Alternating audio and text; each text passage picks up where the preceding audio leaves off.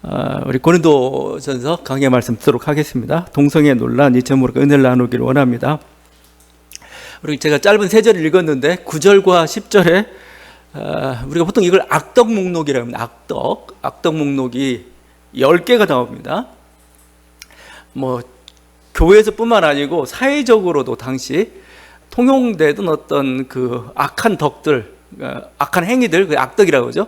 그것들을 이렇게 나열하는 걸 바울은 참 좋아해요.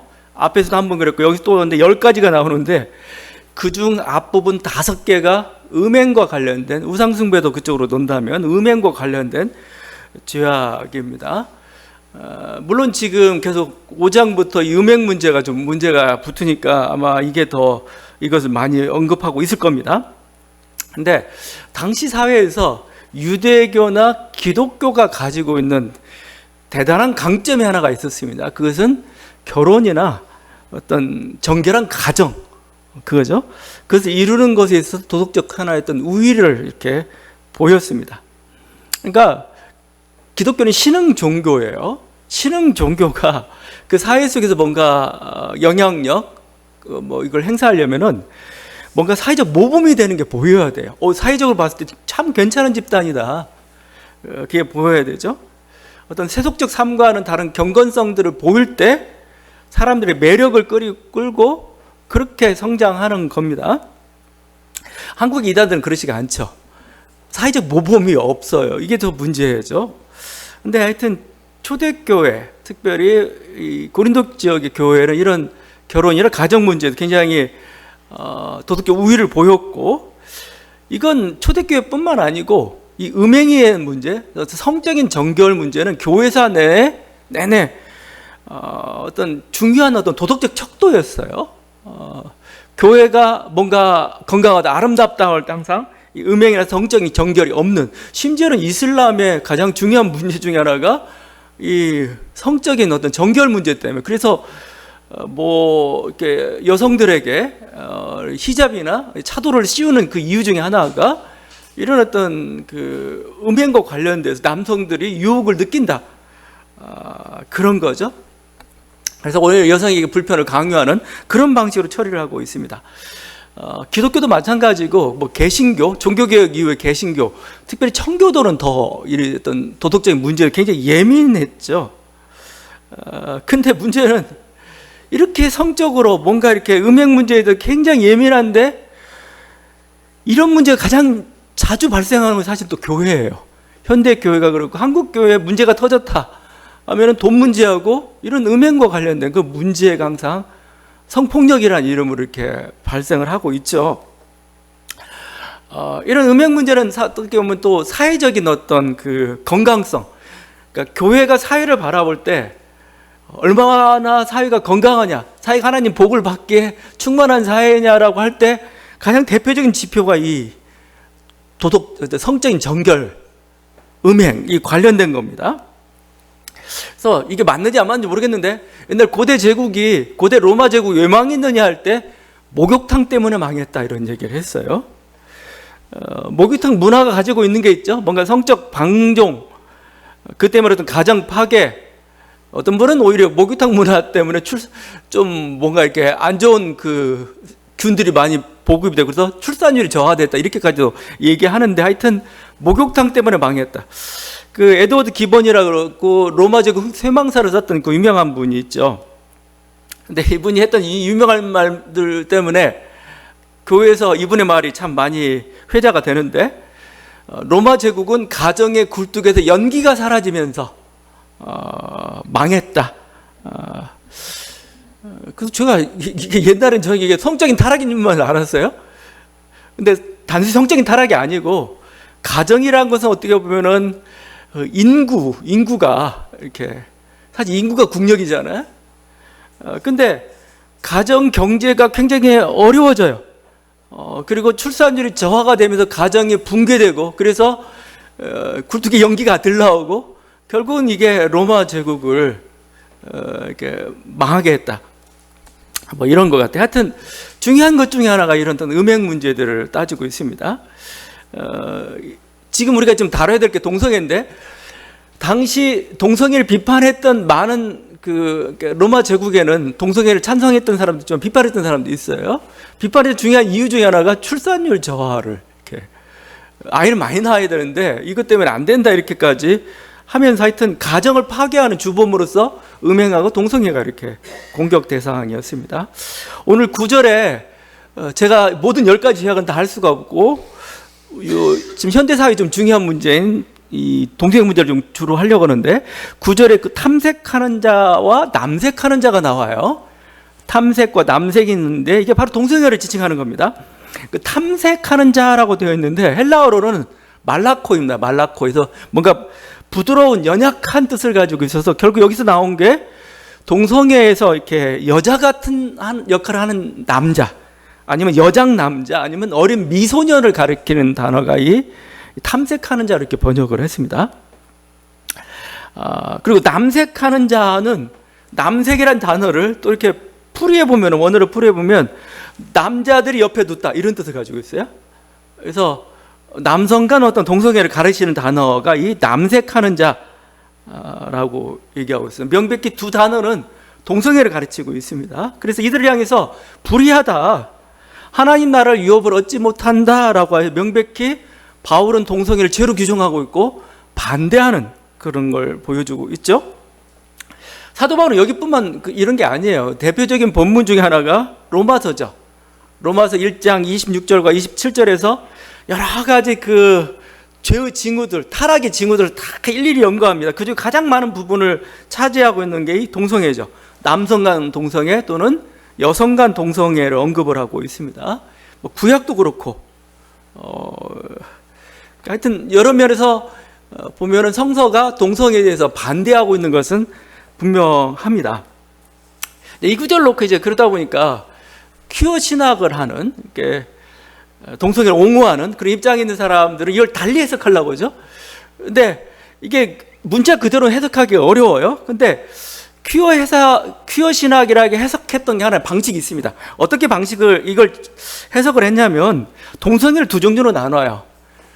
그냥 순수한 사랑에 의한 동성애하고 성폭력에 의한 동성애를 이렇게 나눴던 겁니다. 그러면서 성폭력에 의한 동성애는 반대하지만 성서는 사랑에 의한 순수한 사랑에 의한 동성애, 그 남성이 됐든 남성과 여성이든 그건 인정한다라고 이런 방향으로 해석을 합니다. 그래서 퀴어 신학에 아주 극단적으로 가면은 성서는 동성애를 반대하지 않는다 이렇게까지 갔던 거죠.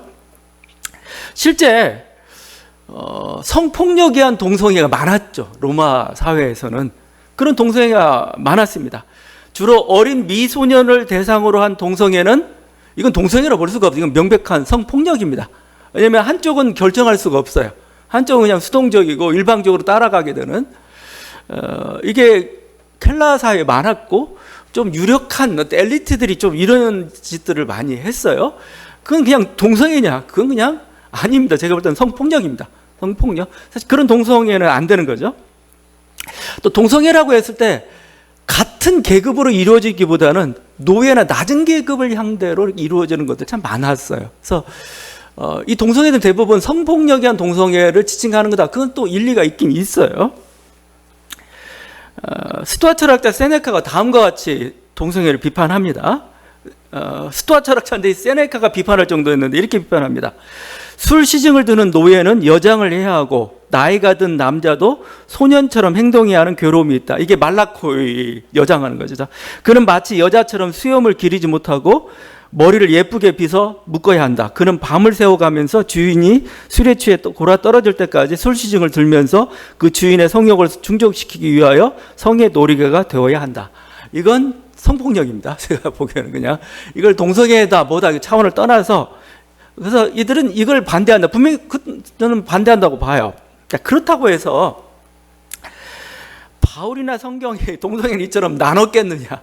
사랑에 의한 동성애, 성폭력에 의한 동성애, 그렇게 구분했던 증거도 없고, 사실은 순수한 사랑에 의한 동성애가 문제가 되기 시작한 게 사실은 현대에 들어와서 와요. 현대. 결국 이런 거죠. 동성애는 타고나는 거고 어떤 그 선천성 문제로, 그냥 단지 쾌락의 문제가 아니고 그냥 선천적으로 그렇게 타고나는 거 어떻게 하느냐, 이런 문제가 제기되기 시작한 게 서구에서는 1970년대에 보니까 1970년대고, 한국 사회는 20세기는 전혀 이거에 대해서는 이런 방구도 뭐 진보 쪽이든 뭐든 이거에 대해서는 별로 개의치 않았습니다. 근데 21세기가 들어와 가지고 소위 이제 성적 지향이라는 단어를 쓰면서 동성애 선천성 문제, 순수한 동성애 사랑이 문제되기 시작했던 겁니다. 그럴 수도 있겠구나라는 것들이 들어오기 시작했고, 그 현대에 생긴 문제라는 겁니다. 그냥 2000년 고대인들이 이걸 나눌 수 있었다? 그건 저는 어렵다고 봐요. 그건 못합니다. 그건 다 같은 것으로 취급하는 거지. 뭐 이건 순수하고 이것은 뭐 폭력이고, 그렇게 나눌 수 있는 그런 어떤 사회적 어떤 윤리 의식이나 그렇게 되지는 않았어요. 더더군다나 유대교나 기독교는 결혼과 가정을 대단히 소중히 여겼던 것입니다. 그래서 기독교가 순순히 이것을 그냥 인정해 줄 수는 없었겠죠. 그리고 만약에 신생 종교가 이걸 인정했다 하면은 그 종교 더 이상 성장 못 합니다. 근거를 잡을 수가 없어요. 왜냐하면 이상한 집단으로 찍혀버리고 나면은 더 이상 할 수 없어서 의도적으로 배제할 수밖에 없는 게 사실은 이 당시의 모습인 거죠. 하여튼 제가 볼 때는 큐엇이나 이렇게 나누고 해석하려는 뭐 그런 의도도 있어 보이는데 그리 성공적인 것 같지는 않아요. 자, 그렇지만 이게 제가 동성애 문제를 좀 이 해석하는 방식 때문에 가는데 좀 더 좀 보려는 게, 그렇지만 이게 그냥 지금도 이렇게 통용돼야 되는 죄냐, 이 문제를 좀 제가 좀 더 따지려고 하는 겁니다. 그러기 전에 좀 제가 여기 9절에 남색하는 자를 이렇게 표현했어요. 남색하는 자를 영어로는 소도마이트로 이렇게 써놨습니다. 성경책을 보니까, 영어 성경 제가 보니까 남색하는 자를 영어는 뭐로 번역했을까 했더니 소도마이트로 이렇게, 그러니까 소돔의 죄, 그게 동성애를 상징하는 게 돼버렸어요. 근데 저는 이 번역은 잘못됐다고 봐요. 왜냐하면 소돔과 고모라는 동성애 때문에 망한 게 아니에요. 제가 계속 여러 번 얘기하고 있습니다. 이건 좀 분명히 좀 했으면 좋겠어요. 소돔과 고모라는 동성애 때문에 망한 게 아니고 동성애를 빙자한 성폭력 때문에 사실은 망했습니다. 여기는 보세요. 하나님이 소돔과 고모라를 심판한 이유를 창세기 18장 20절에 이렇게 얘기하죠. 여호와께서 또 이르시되 소돔과 고모라에 대한 부르짖음이 크고 그 죄악이 심히 무거우니. 부르짖음, 죄악. 그리고 나중에 선지자들도 계속 소돔과 고모라를 얘기할 때 불의함을 얘기합니다. 성적인 일은 동성애의 죄악이 아니고 이 사회에 가지던 폭력성, 불의에 대해서 계속해서 지적을 해. 이것 때문에 망했다고 얘기를 해요. 여러분, 뭐가 불인죄인 것 보세요. 도시를 어떤 손님이 방문을 해요. 손님이 방문하게 되면은 잘 대접하는 것이 중동의 예입니다. 미풍양속이에요. 우리나라 충효와 같은 사상입니다. 그게 손님 대접을 잘하는 건 대단한 하나의 전통입니다. 전통. 근데 소돔과 고모라는 이런 전통을 어겨버렸어요. 어겨버렸습니다. 천사가 방문했는데 그들을 내놓으라고 합니다. 우리가 상관하겠다고 표현하죠. 근데 이게 그냥 쾌락 때문에 하는 게 아니에요. 폭력입니다. 폭력. 그건 사사계에도 나와요. 사사계에서도 남자를 폭력하려. 근데 이게 왜 폭력이라고 얘기하냐면은 모욕을 주는 행위입니다. 모욕을. 이건 전쟁터에서도 자주 일어난 일이에요. 전쟁터에서 상대방을 우리가 굴복을 시켰어요. 굴복을 시키고 그 적장을 모욕시키는 방식 중에 하나가 이 동성애적 성계를 통해서 모욕을 주는 겁니다. 그러니까 지금 이 방식은 뭐냐면은 하나의 동성애는 수단이고 그 본질은 뭐 성폭력이에요. 폭력. 사실은 이게 불의였던 거죠. 또 이렇게 천사라고 했는데 천사가 성이 있냐 이거. 성이 그 천사가 남성이 여성이에요. 우린 당연히 천사는 남성이니까 천사는 성이 없어서 몰라요.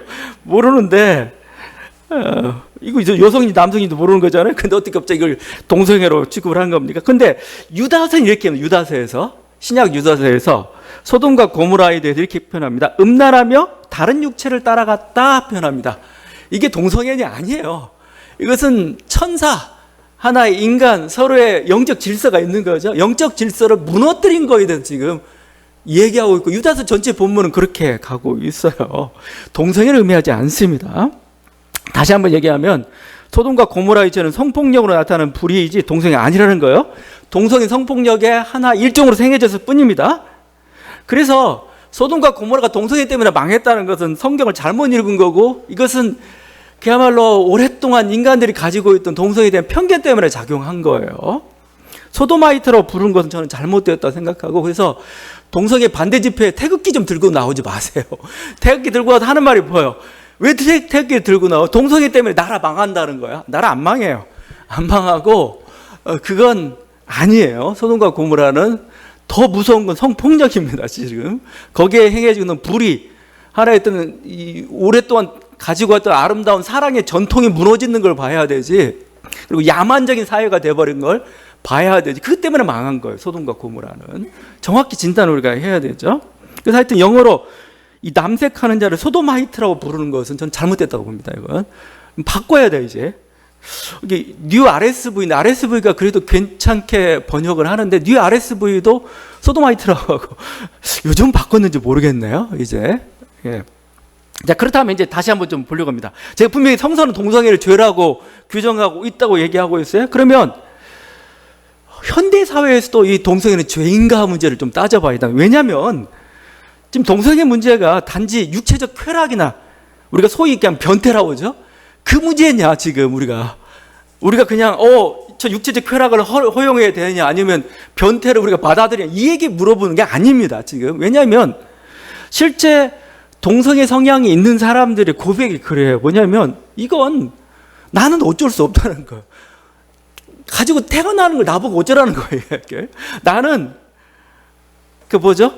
그냥 남성인데도 불구하고 여성보다 남성이 좋다는 겁니다. 이걸 불가항력이라고 하죠. 이건 내가 정한 것도 아니라는 거예요. 내가 참 욕망에 이끌려간 것도 아니고 그렇게 태어난 걸 대해서 내 존재 자체를 부정해야 되냐 이 문제를 자꾸 제기하고 있는 거예요. 자, 그래서 사실은 이것 때문에 이제 현대 의학과 과학도 계속 문제 제기를 하다가 어떤 결론에 이르렀냐면 현대 의학과 현대 과학 대부분입니다. 대부분.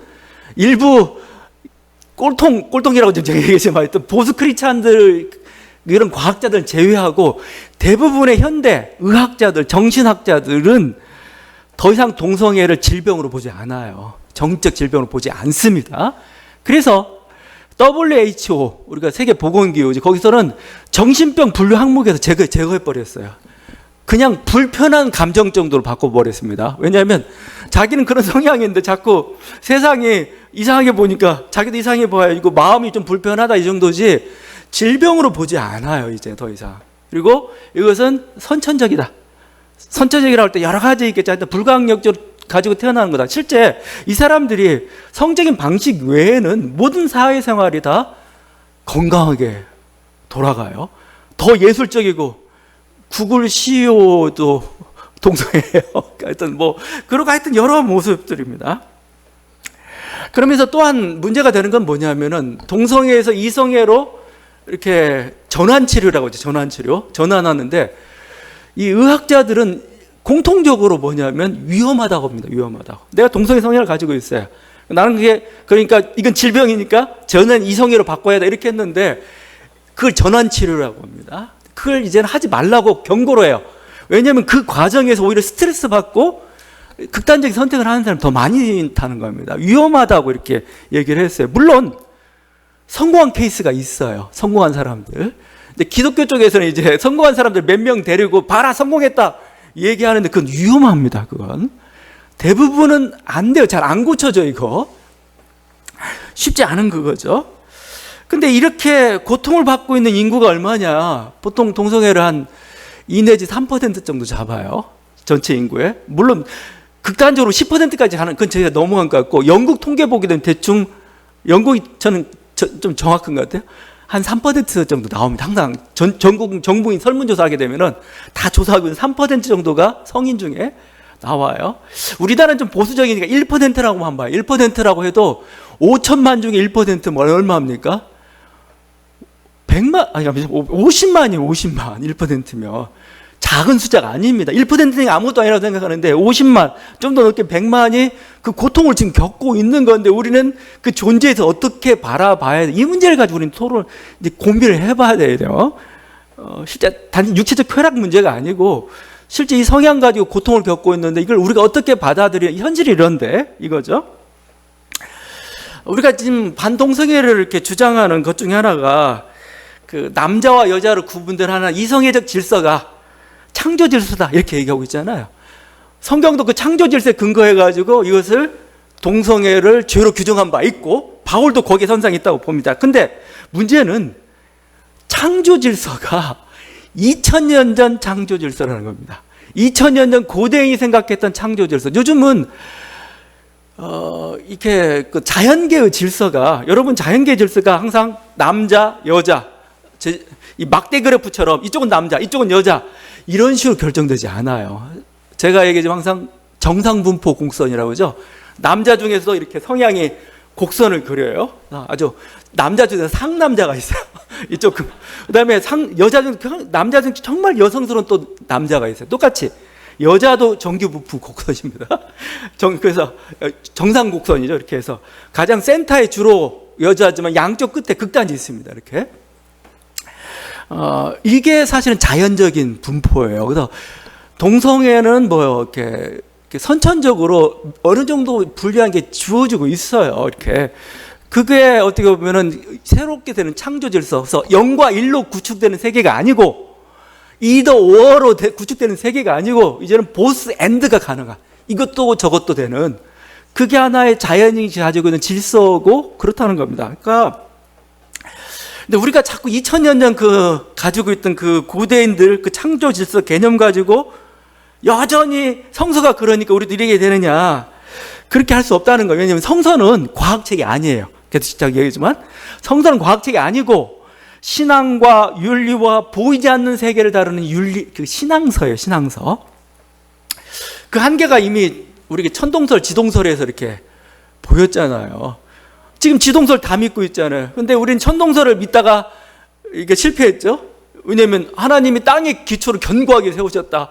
태양이 동쪽에서 이렇게 서로 이렇게 움직인다고 언제 지구가 돈다고 그랬냐. 이러다가 결국 우리는 과학과의 싸움에서 실패했습니다. 한번 그랬습니다. 그럴 뿐만 아니라 지금은 진화론이나 아니면 우주 연대 논제, 우리는 창조가 6일이야 얘기하는데 이미 지금 창조는 얼마에 137억 년, 8억 년이 나오기 시작하는 그런 시대예요. 이게 여러분이 자꾸 성서를 과학책이니 생각하고 이걸 가지고 그냥 문자 그대로 현대 과학과 싸우려면 실패합니다. 항상. 저는 지금 이게 그 바울도 마찬가지입니다. 바울이 로마서 1장에서 동성애를 반대하면서 순리 영리라는 표현을 써요. 이건 순리에 거스린다, 영리다, 뭐 이런 식으로 표현하는데 이 순리 영리할 때 쓰는 헬라가 뭐냐면 피시스입니다. 피시스가 본성이라는 뜻이에요. 그러니까 본성에 어긋나, 다른 식으로 표현하면 자연 질서에 어긋나입니다. 이 바울이 반대하는 이유입니다. 근데 바울이 피시스 본성을 또 어디서 쓰고 있냐면 이 경우에 또 쓰고 있어요. 그 고린도전서 나중에 볼 건데 11장인데 11장 14절에 남자의 긴 머리에도 적용합니다. 만일 남자에게 긴 머리가 있으면 자기에게 부끄러움이 되는 것을 본성이 피시스가 너에게 가르치지 않느냐 이렇게 얘기를 해요. 남자에게 긴 머리가 있으면 자연 질서에 어긋난다. 여자는 길고 남자는 짧아야 돼요. 이 전통이 아직도 있어가지고 여러분 축구하다 보면은 그 여자 축구들 한번 보면 서구 쪽은 머리를 다 기릅니다. 이렇게 여자 중에 짧은 단발이 거의 없어요. 단발이 있으면 약간 자유로운 여성 이렇게 취급을 당할 정도입니다. 우리 동양사는 그렇지 않죠. 동양사는 굉장히 짧은 축구 선수들 굉장히 많습니다. 여자 축구 선수들 많습니다. 남자 머리가 긴 게 자연 질서에 어긋난다면 우리 옛날 양반들은 뭐예요? 이렇게 머리 안 자르고 막 이런 사람들, 아니면 우리 락커 김종선은 또 어떻게 돼? 막 머리 긴 거. 그러니까. 근데 제가 얘기하는 것은 사도 바울은 그때 그걸 본성이라 표현하고 있어요. 창조 질서라고 표현하고 있는 겁니다. 이게 창조 질서야. 근데 사실은 창조 질서가 아니고 당시 시대의 어떤 과학관이고 세계관이죠. 그거에 비춰가지고 얘기한 것일 뿐입니다. 저는 창조 질서는 성서에 끊임없이 해석돼야 될 부분이에요. 그건 뭐냐면 하나님의 한계가 아니고 인간의 한계라고 저는 생각합니다. 인간의 과학이나 인식 수준이 이렇게 하나님 말씀을 다 받아들이지 못하니까 그렇게 그 인간 인식 수준 때문에 하나님께 다 말씀하지 않는 부분도 있고 오해가 되는 부분도 있습니다. 인간이 오해하고 있으면 그냥 오해를 바탕으로 그냥 하나님 말씀하셔요. 자, 예를 들면 지금 지구가 평평하다고 믿고 있는 사람한테 갑자기 하나님, 야, 지구는 둥그러 원으로 생기고 지구가 돌아오면은 그 시대 사람 이해를 하냐 이거예요. 이해 못하죠. 이해 못합니다. 이해 못하니까 하나님은 그냥 이렇게 얘기해버립니다. 그냥 니네가 평평하다는 그 생각을 그대로 받아들이면서 이렇게 평평하지만 그 끝에도 나는 있다. 니네가 어딜 가든지 나는 있다. 여기 초점은 뭐예요? 나는 너와 함께 한다. 그죠? 내가 너를 구원한다. 초점은 여기에 있기 때문에 과학적인 이거에 대해서는 그냥 그 당시 세계관을 받아들인다는 겁니다. 여러분, 그래서 현실이나 어떤 실제적 삶이 부딪힐 때, 실제하고 성서가 부딪힐 때, 너무 문자에 고착되면 안 됩니다.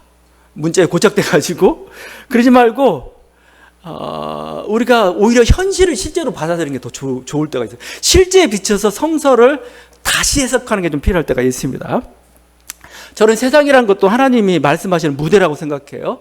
그 무대, 우리가 살아가고 있는 이 삶과 그 현실 세계 속에서 하나님은 지금도 역사하시고 말씀하고 계셔요. 그 소리를 좀 들어야 된다는 거, 그걸 좀 받아들일 줄 알아야 되는데 우리 문자에 갇혀가지고 아니야 라고 하고 있는 거죠.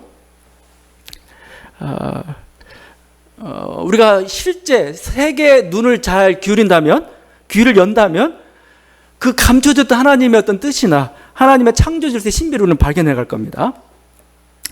교회는 뭐요? 이 권위를 주셨어요, 하나님이.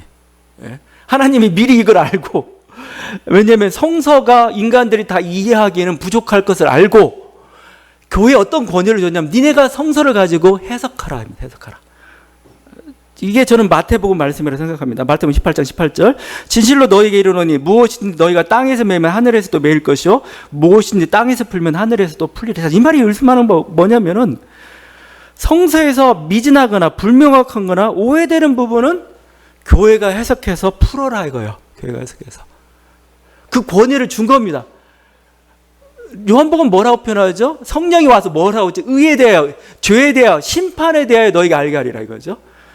이건 뭐예요? 성령을 통해서 교회가 해석하는 걸 가르칩니다. 의가 뭔지, 죄가 뭔지, 어떻게 바른 게 올바른 길인지를 교회가 이제는 해석하는 거예요. 또 교회가 해석한 그거에 대해서 하나님은 권위를 주겠다 이겁니다. 마치 내가 해석한 것처럼.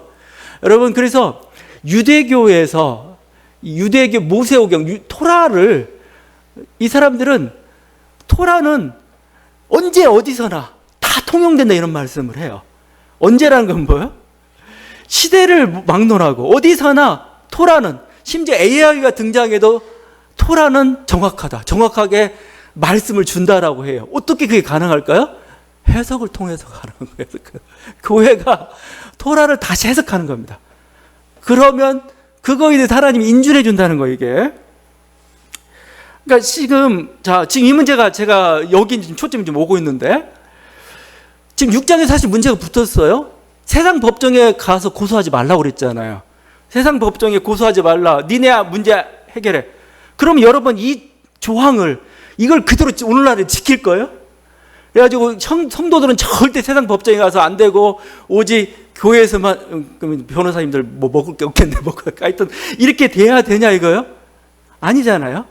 오히려 세상이 더 객관적으로 또 권위 있게, 능력 있게 유죄를 다 판결할 수 있는 능력을 가지고, 교회는 오히려 더 부족하고 그런 권위도 없어요. 그때를 보죠. 세상 법정 판결하면 더 나을 때가 사실은 있습니다. 여러분, 여기도 이미 해석이 붙었어요. 이거 현대사회도 적용시킬 거냐, 적용시키지 말 거냐, 이런 문제 붙었죠. 대표적인 게 여성 목회자 안수 문제가 붙었습니다. 여성 목회자 안수. 여성 목회자가 안수를 해줄 거냐 안 해줄 거냐, 나름대로 성서 근거가 있어요. 디모데전서죠. 여자가 가르치는 것과 남자를 주관하는 것 허락하지 아니하노니 오직 조용할지니라. 그래가지고 여자가 가르치는 걸 안 줘요. 안수 안 합니다. 미국 침례교는 그래서 목숨 걸고 사수합니다. 이거 여성 안수 금지는 우리 교회 근간이요. 카톨릭도 마찬가지예요. 사제 수녀는 가능해도 사제는 가능하지 않죠. 근데 우리 기장이나 대부분 세계에 있는 모든 교단들은 이제 여성 안수를 하고 있습니다. 누가 옳은 거예요? 누가 지옥 갈 놈들이에요, 여기? 아니에요. 교회 해석이에요, 교회가 해석을 했고, 성서 문자가 그걸 보장해 주지 않는다는 겁니다. 제가 얘기하는 것은 그걸 하나님이 인정해 준다, 이렇게 여러분 보셔야 됩니다. 지금 저는 동성애 문제가 그렇다고 봅니다. 동성애 문제는 성서 문자에 지금 해결해야 돼. 성서 문자가 이러니까 이렇게 해야 된다고 해결해야 될 성질을 넘어섰어요. 제가 보기에는 이건 뭐예요? 교회가 해석해야 됩니다.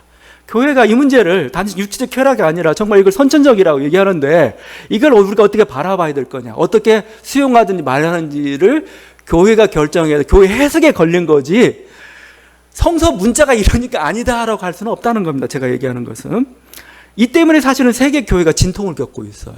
한국은 뭐 압도적으로 반동성애죠. 근데 미국은 뭐예요? 우리가 잘 알고 있는 미국 장로교, 감리교 일부, 뭐 대부분의 유수한 교단들, 캐나다 연합교회 전부 다 동성애 인정으로 갔어요. 그들이 신앙이 없어서 그랬나요? 그들이 성서를 해석을 못해서 그런 건가요?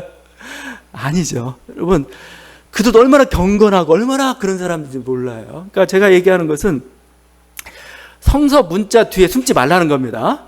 그걸로 사실은 자기 이미 생각이 섰어요.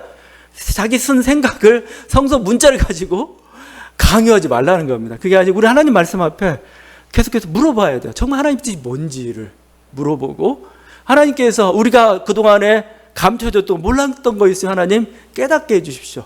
그리고 우리가 거기에 맞는 결정을 해야 되겠습니다. 지금 이 문제 때문에 고통을 받고 있는 형제가 있습니다. 하나님의 답은 무엇입니까? 다시 한번 물어보고 성서를 봐야 된다는 겁니다. 이게 제가 하는 거고, 실제 그래서 저는 교회 해석 부분이라는 부분, 근데 물론 그 개신교는 우리 개혁교회는 막 성서로 돌아가자 해가지고 막 하는데, 어차피 문자고 이게 2000년 전 문자라서 해석이 필요할 수밖에 없어요. 굉장히 알레르기 반응을 일으키는데 해석하지 않으면은 우린 실천할 수 없고 적용할 수 없어요, 그거. 그래서 계속해서 다시 한번 묻고 이렇게 가는 게 필요하다. 특별히 이 문제가 붙었는데 뭐 한국 교회는 거의 압도적이죠. 거의 저도 코너에 많이 몰려 있어요. 뭔 글 쓰면은 또 동성애 찬성이니 키워시나 찬성이니 뭐 성서 문자가 어떻고 자꾸 이렇게만 논쟁이 진행되니까 더 이상 얘기 안 돼. 그냥 게임이에요, 게임. 지느냐 이기냐 게임밖에 없지. 여기서 하나님 뜻이랄지 가난한 자의 문제랄지 그런 더 이상 선교의 문제 이런 건 더 이상 은은히 되지가 않죠. 이 고린도 성도들 그들은 하여튼 이렇게 당시에 보기에는 불의한 세계 속에 이렇게 갇혀져 있던, 거기에 살던 그런 젖어 있던 그런 사람들이었어요. 근데 그리스도 안에서 새로운 존재가 됐죠. 그게 11절이죠. 너희 중에 이와 같은 자들이 있더니 주 예수 그리스도의 이름과 우리 하나님의 성령 안에서 씻음과 거룩함과 의롭다 하심을 받았다. 그죠? 너희는 새롭게 된 존재니까 더 이상 과거의 그런 사람들, 더러운 사람들, 불의한 사람들 더 이상 살지 마라. 그건 어떻게 보면 바울의 기준일 수가 있죠. 그래서 하여튼 이 일이 그리스도를 믿는 순간 그리스도 이름의 권세로 이렇게 딱 너희는 이제 더 이상 불의한 자가 아니고 이제 의로운 자가 된 거죠. 너희 이제 더러움 그게 아니고 완전히 씻겨가지고 깨끗하게 된 그런 사람 존재라고 얘기하고 있습니다. 근데 이 고린도 교인들은 실제 이것을 잘 믿었어요. 실제 아예 우리는 성령 안에서 씻음을 받는 자다, 거룩한 자다, 의롭다함을 받는 자다. 이 성령 안에서가 중요합니다.